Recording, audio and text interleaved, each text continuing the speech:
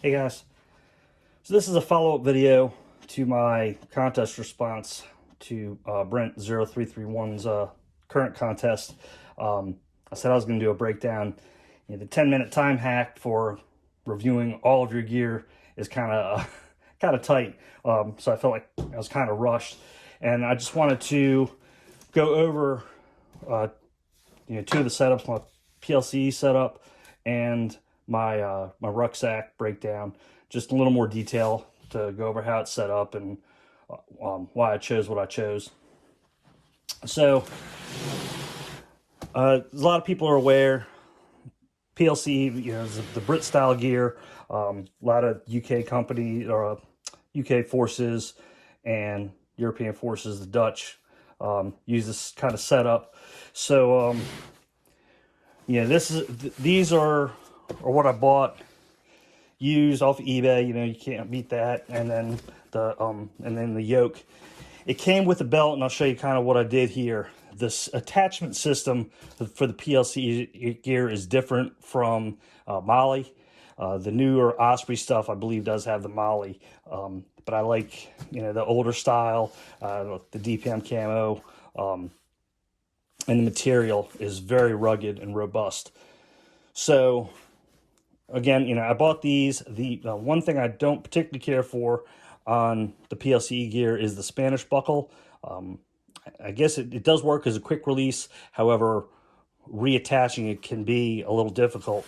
So what I did, I removed the Spanish buckle and put in a GT surface mount. You see the bottom of it is still in here.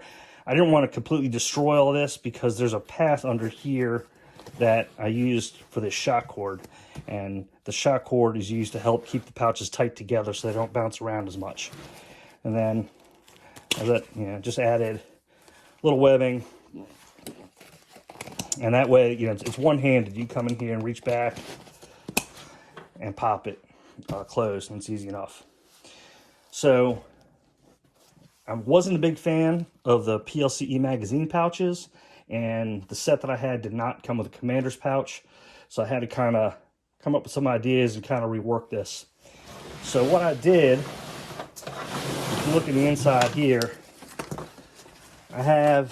it's like a 511 padded war belt thing that I got dirt cheap on clearance. I mean, just unbelievable how cheap I got it. I've had it for years. So this is one of my first forays into dyeing. If you look at the outer webbing here and the main buckle, it's this tan color, or FDE, whatever. So when I dyed it, the only thing that took the color was the inner padding area. Just the material, I guess. So it's whatever. And it suits the purpose. So you can kind of see here what I did. This here is the original British belt, and it's got these slots for the T-tabs that come on the back of the PLCE pouches. I didn't really know how to attach the PLCE pouches to this Molly belt. I couldn't come up with a good system. So what I did was I just used the British belt, and I have it layered in here. This end, you see kind of tabbed around here. And then you can see in here, I have some malice clips throughout onto the Molly, and that's holding the two belts together. So I haven't had any issues with it. It carries weight. The padding on this, kind of acts like a British hippo pad, if you're familiar with that. So that's it. I got the British yoke, and that ties into the Molly loops. And it's, the way that you have the 6 straps from the PLCE, helps distribute the load. And you put all these large pouches across your lower back, and between that back there and this taking up the load, just does a great job. Where this really shines is using a short back style ruck, an Alice type ruck, or some of the Brit rucks, or Bergens as they call them, rests on there. So this kind of takes the place of a padded hip belt, and it really does good in that regard. So the way I have this set up, just real quick, on the yoke itself, I have some paste beads and a little LED map reading light, and that just sits on there, easy peasy. Then I have a quick draw pouch. I have a G-Code Scorpion. I have this because if for some strange reason, if I wanted to switch out, weapons, these will all work with FAL magazines or FAL magazines.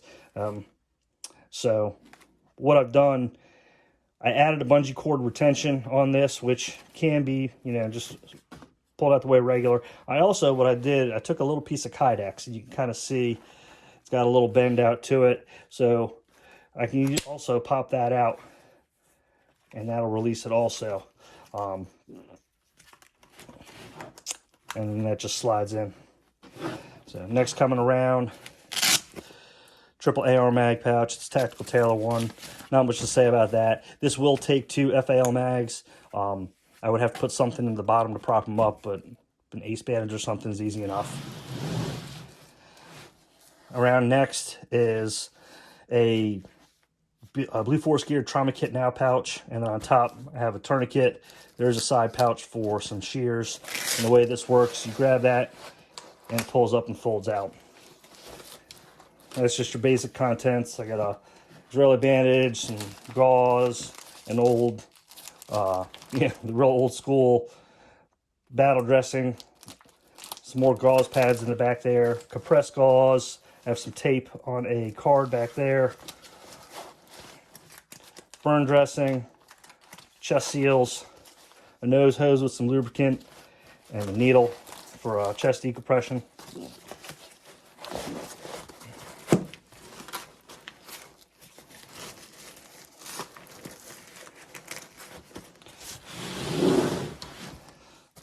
Coming around again to the first sustainment pouch.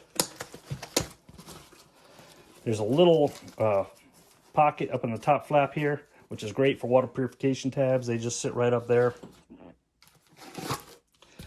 The old Brit canteen. Some coffees and electrolytes. Fuel tabs, matches, and a lighter.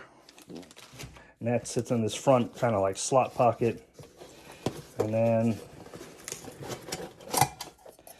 British cup and cooker. This folds over like that, gives some airspace, and sits like that for people who aren't familiar. It's great. It's got a little rounded area in there. If I don't have an alcohol stove, but alcohol stoves will fit in there, or if you have some of the liquid dragon fuel, you could put it down in there in the bottom, and that'll work also.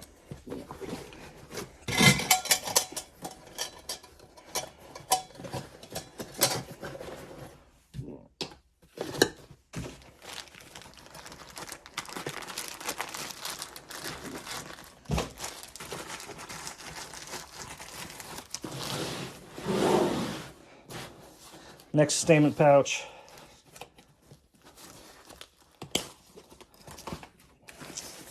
A small poncho, and that just tucks right on the top.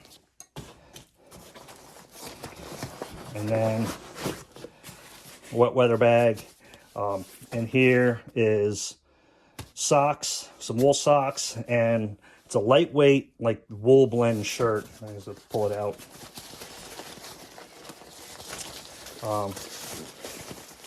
And just that, the shirt, and then the socks down the bottom. And it's a great shirt. It's light, it's thin, but it's surprisingly warm.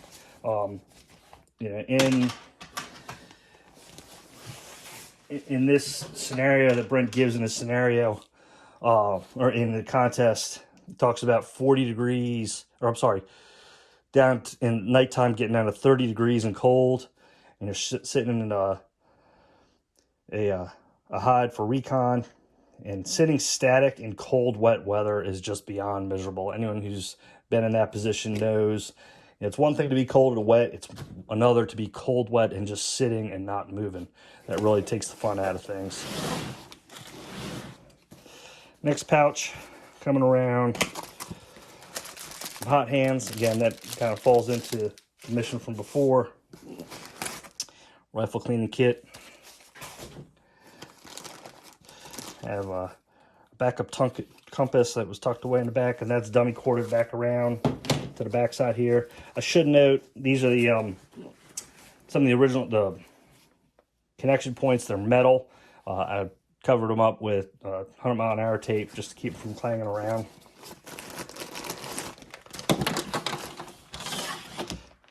Extra spoon, homemade MRE. There's another video on my channel about that. Fire rod and whistle just for emergencies down the bottom, and then this top pouch, a little bit of duct tape tucked in there. Can't go wrong with that. Last Sustainment pouch. So you see this is a trick I've seen. You grab the canteen, and this one goes in upside down. And it does that, so you put your plastic cup in, and then the canteen rests in that.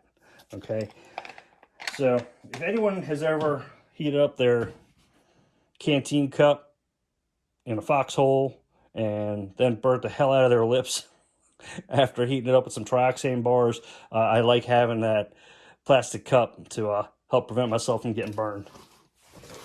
Also in the bottom here, I have a Sawyer Mini, and then again, the pocket up top has some more water purification tablets. And this front pouch here, I missed this in my video, so too late, oh well.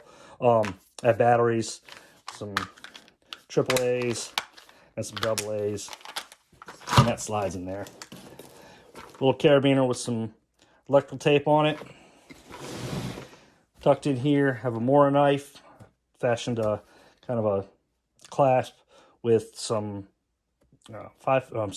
shot cord and some tape, and that holds it in place there. And you can, it's kind of hard to see, but that is sitting, that's tucked between the two belts. That just holds up in there perfectly. So this pouch here, for the contest, you gotta have a radio carried. So this is deep enough that it'll fit a radio. But what is neat about this comes off a British respirator bag pouch. You know, there's enough Velcro that it folds down, so it can be a smaller pouch also, depending on the size of the items in there. So this pouch here is an HSGI 2-quart canteen pouch. Originally this comes with 2 straps with Fastech buckles at either side. I don't know why they did 2 there, but that's what they did.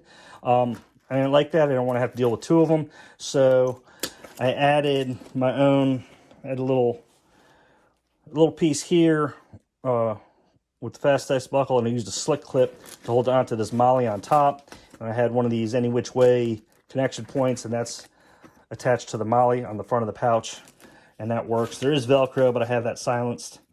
On top I have another tourniquet. So inside this pouch I have 4 AR mags and a smoke grenade tucked in there. There is a divider in there. There's Velcro. There's Velcro. I added, it didn't come with Velcro. I added Velcro to the front and back on the inside of the pouch to put that divider in.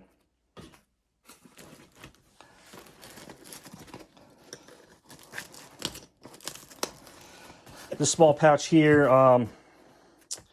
is a 1110 gear. I think it was a medical type pouch. And just Velcro. And in this one I had another smoke. And it's a small little 15-minute road flare, 10-minute road flare.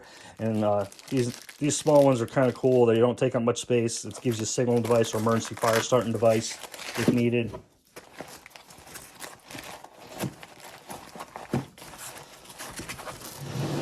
On the front, another what you call it? Just regular smoke grenade pouch, Molly smoke grenade pouch, and then of course an S-beaner because you have to have something to clip stuff, and then my gloves would normally get clipped into there. So you can see, going into detail on this, it'd be hard to really get through all this in 10 minutes, really explain all the bits and pieces and whatnot. But I wanted to come back and do that. So this is my setup. The more I carry this, the more I like the Brit style setup. I think I might actually try and look into seeing if I could find someone to sew the PLCE pouches directly to the Molly padded belt. We'll see if I could do that. That'd be great. If anyone knows anyone outside of going to Britain that does that normal kind of bespoke kit, that'd be awesome if you leave it in the comments below. But you know, that's kind of what I'm carrying here.